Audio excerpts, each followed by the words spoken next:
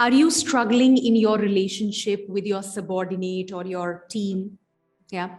Then here's what you must do if you want to build a connect with your team. If you really, really want to connect very profoundly with them, then this is very, very critical and quite possible you're missing out on this. So watch right until the end.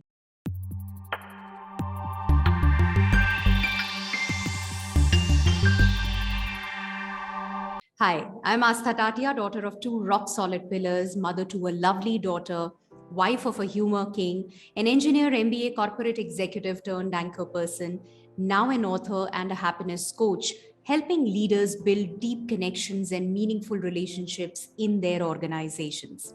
If you're able to relate with this video, please hit the like button. Also subscribe to the channel. Well, there's a leader I'm currently working with, and he has this challenge, big challenge with his subordinate. And his whole life currently is revolving around this the connect, the missing connect, the missing camaraderie, and the whole equation between him and this subordinate of his. So much so that any work that we do, he just somewhere comes back, he figures out a way to come back to what's happening, what's working, what does he do, what does he not do, what does he want, how he wants to overpower me, all of that, the stories that are there within. And that obviously takes a toll because that's not the goal. And as I talk, I want you to reflect in your lives as a leader. Is that your goal in life? Is that your agenda? Or this person is not doing it, or this person is not working the way I want, this person is not behaving the way I want, and then your whole focus is on that one chemistry. What about your aspirations? What about your goals? So in the larger picture, while these are important chemistries, but is that it? That for him has become the center of his living. It's impacting him so massively, mentally and emotionally.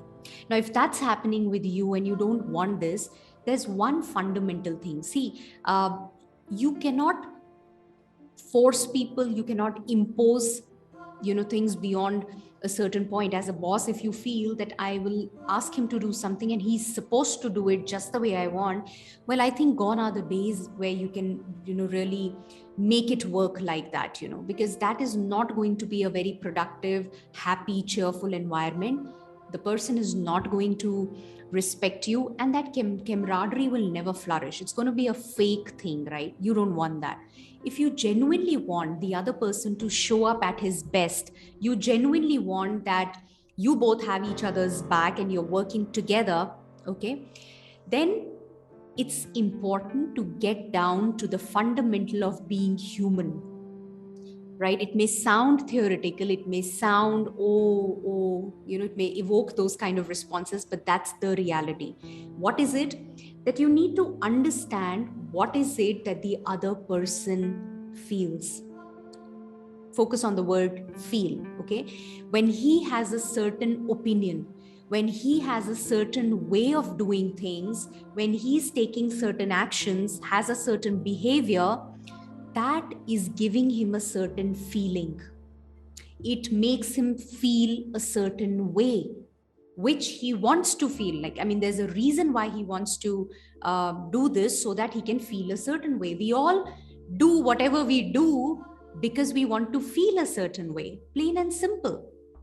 Yeah. So if I don't like somebody and I say something to him, and I think I need to teach him a lesson, because somewhere it makes me feel one up, it makes me feel as if I have an upper hand. So there's a feeling that I want. It's not about right or wrong, but that's the feeling that I want, and I do whatever I do to get that feeling. If you can only understand what that feeling is that the other person wants, what does he want, why is he doing what is he doing, and when you can understand that and you can help him create that same feeling in a different way through an alternative action, by doing the work in a certain way which is a win-win for both of you, imagine how would that be. Yes, but as a leader, that would require you to have those conversations, to give him the space where he can open up, and to get down to a point where You understand that basic.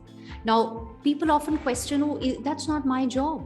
I mean, he's supposed to be doing this. He's not a good person, or he wants to take my position. So going back to this leader who I was talking about, he feels the subordinate wants to take my position, and he bypasses me, and he does things without informing me.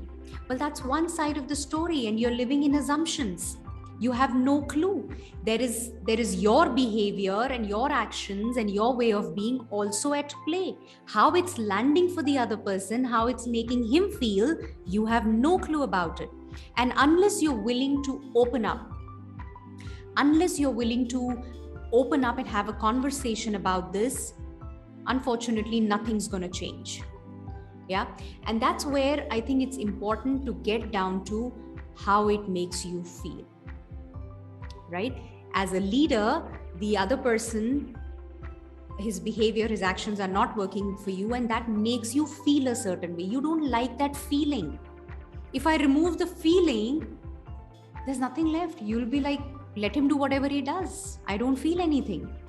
But because it makes you feel a certain way, which is coming from your beliefs, but that feeling is what you want to address, what you don't like.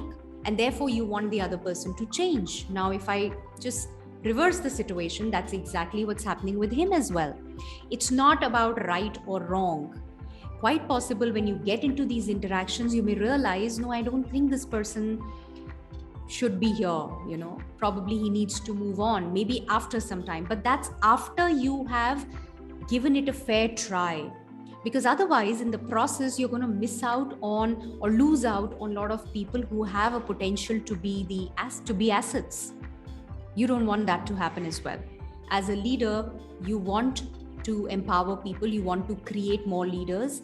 You cannot operate alone. You can't expect people to come in, do mechanical work just the way you say, and then you want them to think out of box also, and you want them to come up with innovative ideas also, but function as per you also.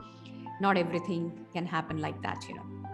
So if you really want the best, a win-win camaraderie, then you've got to get down to the level of feeling. Whatever he's doing is because he wants a certain feeling.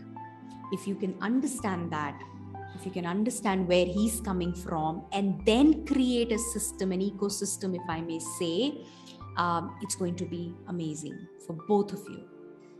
Yeah.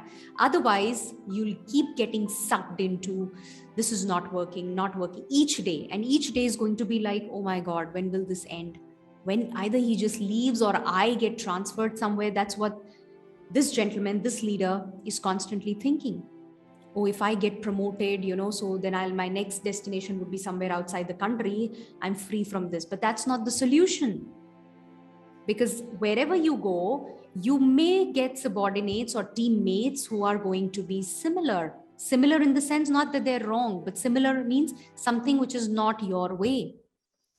So if you take this as an opportunity and you build the muscle of building that camaraderie in the face of that adversity, I think that's growth. That's the growth for you as a leader. Yep. Does this resonate? Rings a bell? If it does, hit the like button, share it with somebody who you think needs to hear this, and also subscribe to the channel if you want more such content. I'm going to see you in the next video. Take care. Bye-bye.